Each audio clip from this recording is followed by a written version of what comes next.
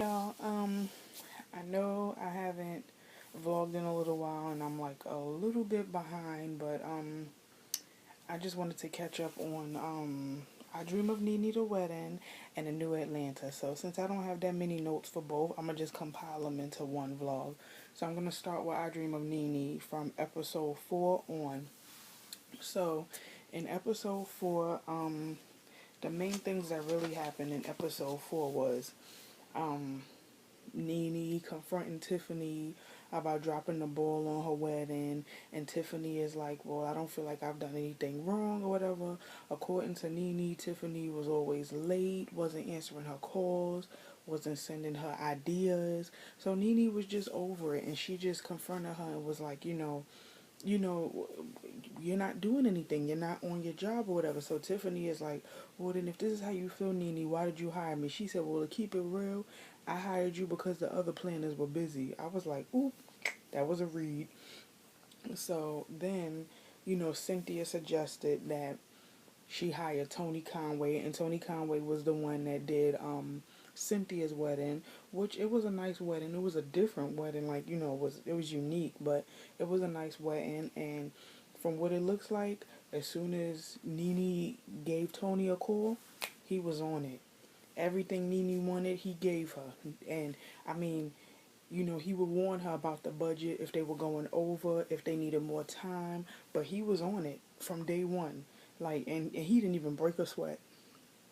So I don't know why Nene didn't hire him from the get go, but she probably wasn't thinking. So with all the stress of this going on, Greg and Nene were thinking about canceling the wedding, but they just said they were gonna keep pushing or whatever. So then we get to the bridesmaids, and all the bridesmaids feel like Diana is selfish and she wants Nene all to herself. And I mean, I will admit, I understand how they feel, and I understand how Diana feels. Diana feels like a lot of the girls that Nene's kicking it with now weren't the same girls that were there for Nene when before Nene became successful. And Diana feels like she's the veteran. She's been there through it all, through Nene's marriage to Greg, through Nene's divorce, through the remix. So she feels like she's she has like seniority, like more seniority than the other girls, whereas these girls came in when Nene was going through her divorce, or when Nene, like at the peak of Nene's career or whatever. So Diana feels like some of these girls are opportunists, Marlo, but but yeah, she feels like these girls are opportunists and that they don't really belong in the wedding. And Nene put each girl in the wedding for different reasons. They were there for her. Most of them were there for her when she was going through her divorce, telling her it'll be okay. Others were there afterwards. They're all there for different reasons.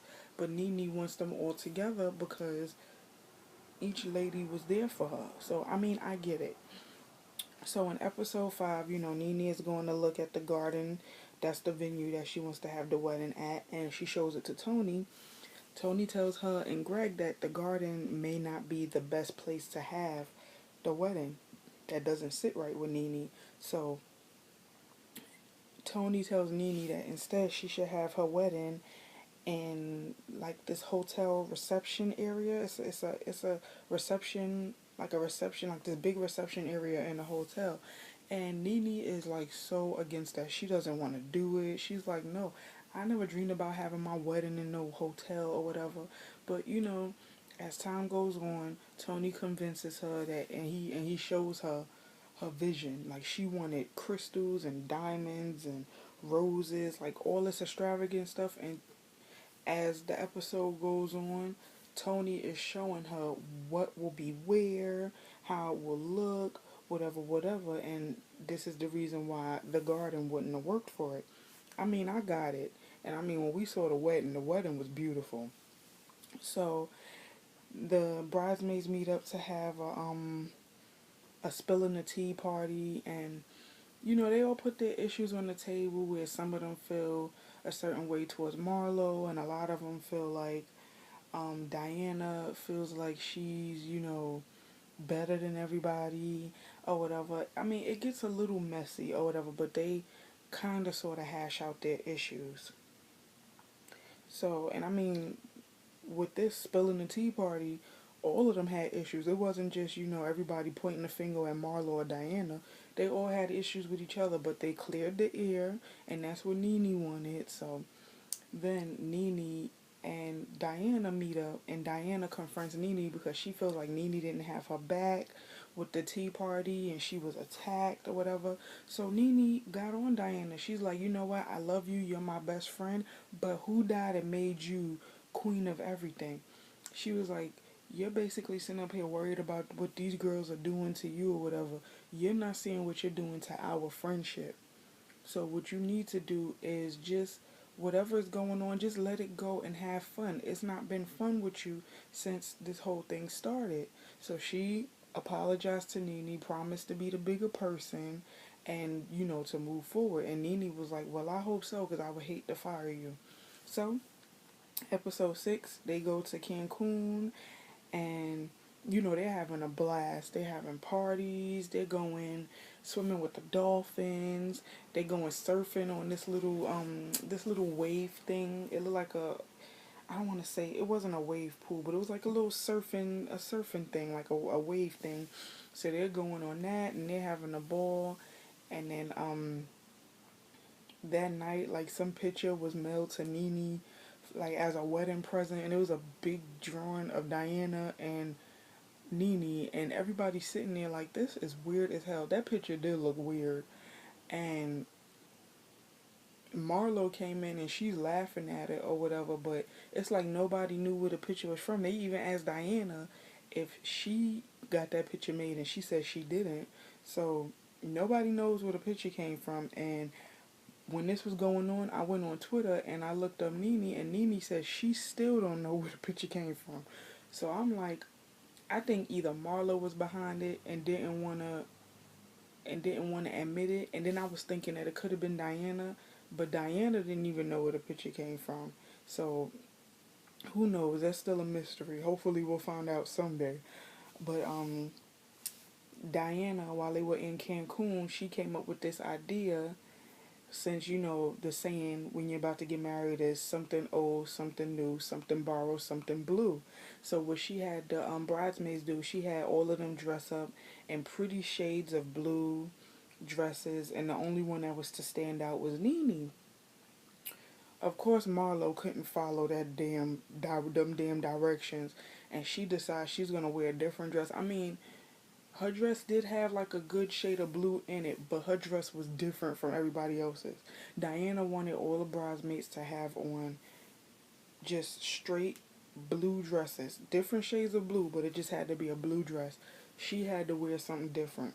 So when they get to the party, Cynthia's like, okay, you're being very selfish because Nene is the bride to be, and she's the only one that's supposed to be standing out right now, and you're taking the spotlight from her.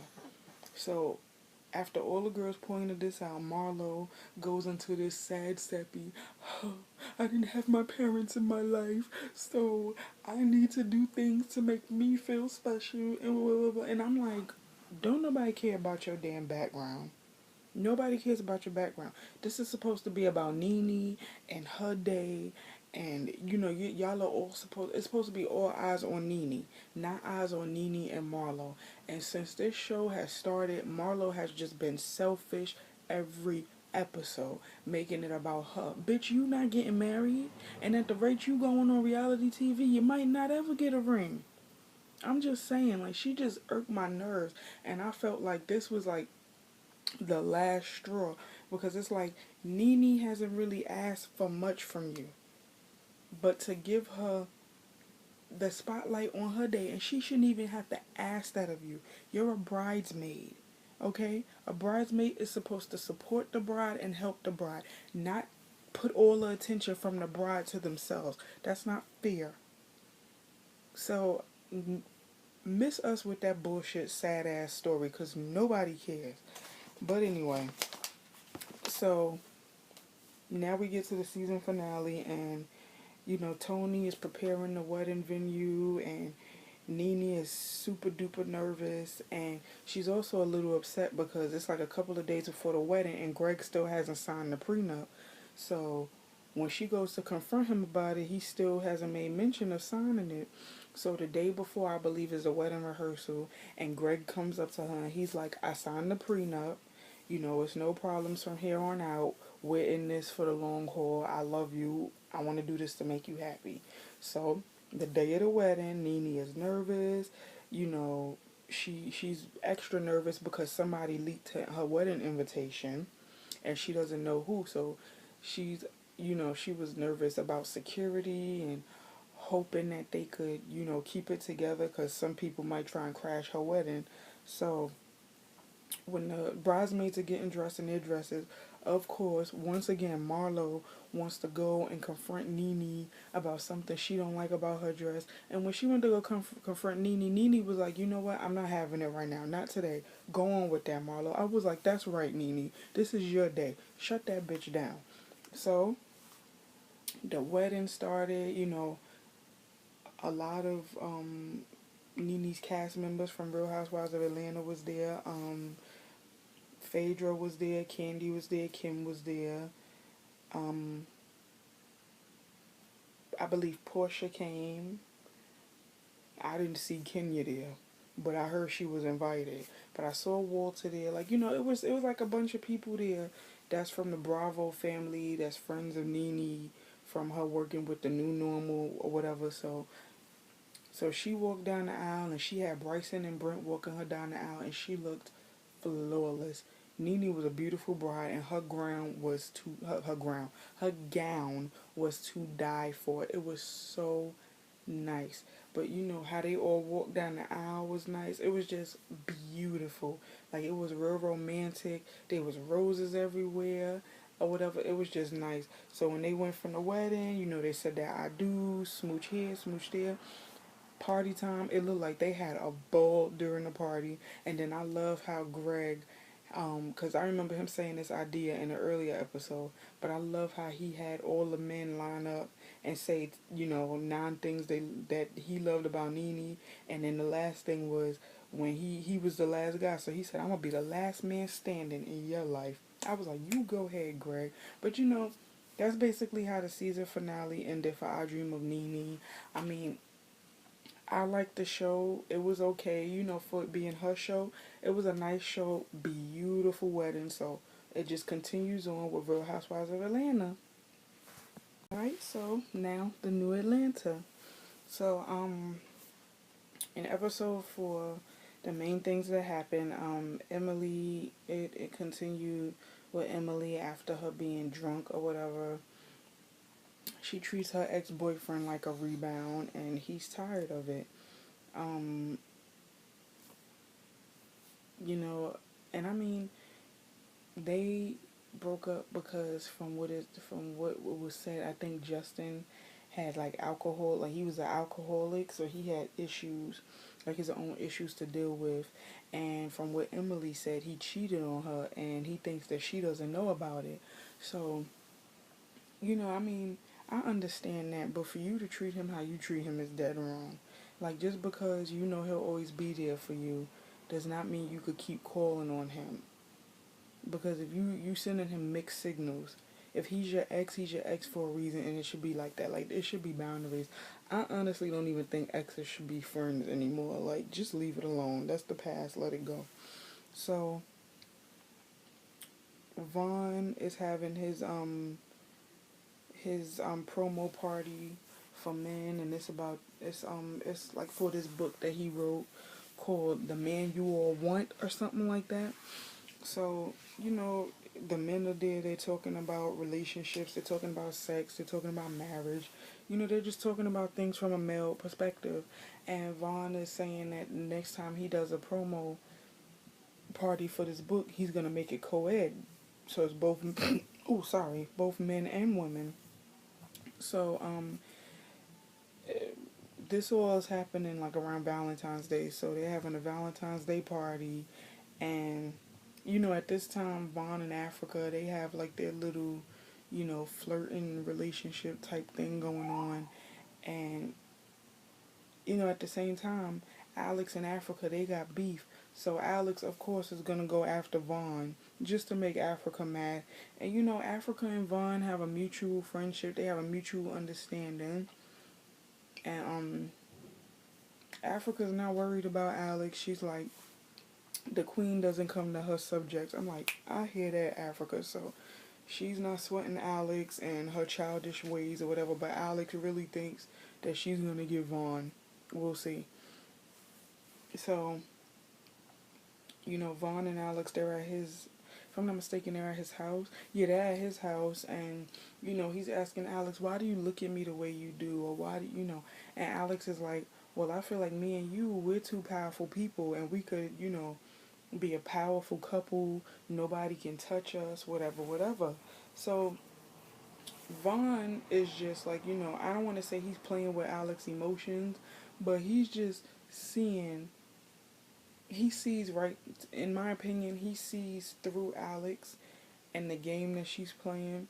So he's gonna play it with her, and he feels like the only reason why she has like a interest in him is because of Africa. So he's like, we're talking. He's not really flirting back with her, because like, to me, I feel like Vaughn's loyalty lies with Africa. So he knows for a fact she's playing the game. Now Emily, she's having a fashion show, and she feels like Emily too is not stepping up. So she's pissed at Emily too. But I mean, all in all, her show comes together, and she's proud or whatever. But it puts a strain on her and Emily two's relationship. So Alex comes there. Alex comes to the show to hate on Emily, and it's ridiculous. But Africa decides, okay, I'm going to the ladies' room. She's in the ladies' room. Alex decides to come in there, like, damn near stalking her. That's what I felt like it was. She was stalking the shit out of Africa. So Alex confronts her, and she's like, I forgot what was the dialogue, but I know Alex was saying, Africa's like, so you're stalking me now? And Alex is like, please, I'm coming here to use the bathroom. You're not that important to stalk. They go back and forth, and Alex is like, well, you rent your shit, I own my shit, and blah, blah, blah. And Africa's like, okay, you serve no purpose. You have nothing going for yourself but to bother me and worry about me or whatever, whatever. So then Alex tries to, like, go for Africa's jugular, and she's basically like, well, if I'm so meaningless and if I don't mean nothing, why does your dude want me or whatever? So that, like, set it off, and it started a fight in the ladies' room. Let me just say, Africa whooped that ass. Africa whooped that ass, because she landed the first punch on Alex and ain't even break a sweat. By the time that fight was finished, Africa ponytail was still in place, whereas Alex looked like the damn cowardly lion, okay, from the Wizard of Oz. So Africa whooped that ass. So the next episode, um, Africa is just disgusted with herself. Like, she's like, I should have never stooped to her level. I didn't want to fight or whatever. But Vaughn and everybody understood. It happens. Some people push your buttons, they push you there. And sometimes you gotta step outside of your character and basically just whoop ass. It happens. So, we get to, because I believe Tribble and Emily had a discussion about Vaughn's promo party for men. And Tribble felt like, everything Vaughn was saying was a crock of bull. Sorry. So he told Emily what happened, and Emily had this little barbecue, and she invited Vaughn, and they're discussing it, and Vaughn is like, well, this is what I believe. You could believe what you believe. This is what I believe. So Emily is more like she's more traditional, whereas Vaughn, he has his own beliefs, and it's based off of his life experiences, which is fine. Like, what I've been noticing about this show in general is that everybody has their own beliefs, and they have their own things going on, But I feel like sometimes Emily, she likes to fault a person for believing in something different. Like, prime example, Alex in the trophy wife statement. Yes, it was an ignorant, stupid ass statement, but that's Alex's belief because that's what she grew up with. Same thing with Vaughn. What Vaughn might be saying might be like the most prickiest thing, if that's even a word. It's like it's probably like the most prickiest thing in the world. But that's what he believes based off of his relationships, his past relationships, and how he feels about women and marriage and all of that now. So you can't really judge a person for what they believe in and how they feel. That's why this world is going down the shitter now, because we don't respect each other's beliefs and uniqueness and differences. At the end of the day, you cut us all open, we all bleed the same color red. We're all living to die. So I don't know why it's so much judgment, like it's so much judgment and hate and all of that on this earth, because we're all equal no matter how, not equal you think we may not be.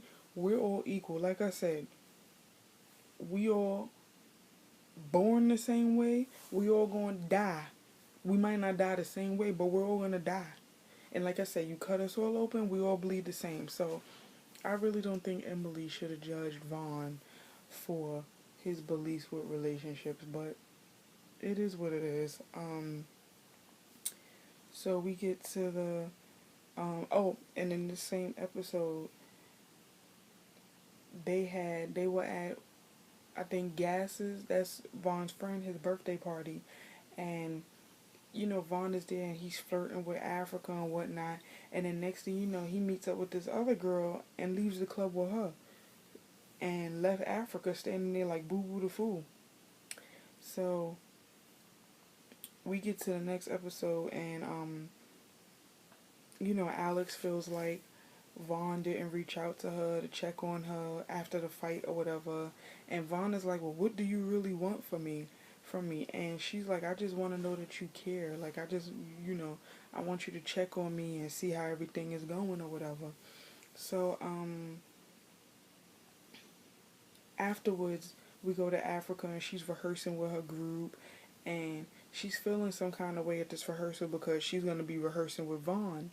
So she's a little bit snippy at Vaughn, and she hasn't really admit that she feels a certain type of way because the he left the club with a girl. So when they finally sit down and discuss it, Vaughn apologizes and he's like, we're friends. You have to let me know how you feel. I can't read your mind, so you have to tell me exactly how you're feeling. They come to a mutual understanding and move on. So we get to Vaughn's seminar for his co-ed party for the book, and the men are talking, offering their opinions. The women are talking, and Emily stands up and she's like, this is a crock of bullshit. I don't believe nothing you're saying. I don't even believe that this is coming out of your mouth. And Vaughn says why he feels the way he feels. So Tribble tries to defend Emily, and it just went left. Him and Vaughn start arguing and fighting and whatnot. Cops is called, they're kicked out or whatever. And I think the security guard or somebody was telling the cops some story about how Vaughn was being aggressive and Africa heard it. And she was like, no, if you're going to tell him a story, tell him the right story. So she's pissed because she feel like the cop is lying. But the whole time Africa is defending Vaughn, I'm sitting there like, but didn't this dude just play you last episode? I mean, I know he apologized, but damn, you defending him like he don't have no, he ain't to blame in this situation. But I'm like, okay, whatever. So, I mean, this episode was crazy because him and Tribble was trying to beat the shit out of each other, like trying to kill each other. But anyway, we get to the season finale, and Vaughn and Africa are discussing the fight between him and Tribble and Emily are discussing the fight between him and Vaughn. It's going back and forth. And Africa is basically agreeing with everything that Vaughn says. But, Triple was like, well, I didn't mean to show him up. I didn't mean to be disrespectful.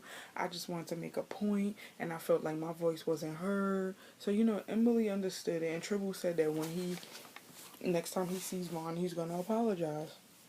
So we get to Emily and Emily too, and they haven't really been speaking. They just been working together in silence. So Emily decides it's time that her and Emily too talk, and she says why she felt the way she felt, and Emily too apologized. They kissed, made up, moved back to old friends. So Alex decides that she's gonna get all dressed up because Vaughn basically says, if you want me, you gotta come and get me. So Alex decides that she wants to dress up, rent a limo, and I guess take Vaughn out somewhere or whatever, just to prove that she wants him. So at the time that this is going on, Vaughn is at Africa's show with her group Lipstick Junkies to support her. So while he's there, Alex texts him and was like, "Come outside, meet me outside." So he meets her outside. He gets in a limo and she's like, "Well, you ready to go? You said you wanted me to chase you. I'm chasing you because I want you." And he's like, "Well, I really don't think it's right for me to." He said, "Me and you are cool, but I really don't think it's right for me to just leave Africa when she needs me." Soon as he said that, Alex went off. Like, it's like she was possessed. She started cursing him out and was like, "Fine, if you want that natural haired heifer, and her hair ain't even natural, but whatever. But if you want that natural haired heifer or natural haired bitch or something like that, then go be with her. You got me looking stupid out here anyway. You got me looking like a fucking whore anyway." I'm like, "No, boo. You got you looking like a whore. Because first of all, you admitted a couple of episodes ago too sincerely that the only reason why you messing with Vaughn is because he's interested in Africa, and because you and Africa got beef, you just enjoying throwing it in Africa's face about how you chasing her dude or whatever. So look, this shit blew up in your face. How you like them apples?" So you know, Vaughn leaves and he's like, "Well, I don't care. My loyalty lies with Africa." So, Alex was pissed and I was like, "Yes, good for your ass. Cheaters never win." I mean, I don't know if you call it cheating, but, I'm just saying. Well, let me use a better saying. Courtesy of Nene Leaks, you can never win when you're dirty. And you, Alex, were dirty. You were dirty as hell. And that's why your ass got left. You got left out there in that limo. I hope you had fun in that limo by yourself, getting drunk as shit off of Moscato or whatever you had in the limo. Because he went with Africa. So Vaughn left and he supported Africa or whatever. And after the show, he's flirting with her and everything. And he tells her, "Pack your bags, we going away together or whatever." And he smacked her on the butt when he said it. I said, "Yes, the better woman won. Yes." I'm so mad this damn show ain't have a reunion. Because this show would have been everything if it had a reunion. But I pray there's a season 2 because this first season was great. So I hope that there's a season 2 of the New Atlanta. But that was my review, my recap for the last few episodes of I Dream of Nene and New Atlanta. I know it's a little bit late. I have a lot of stuff going on, but when I can vlog, I vlog. So like, comment, subscribe, share. Let me know how you felt watching this season of both shows since they were both new shows. Let me know how you felt. See you later.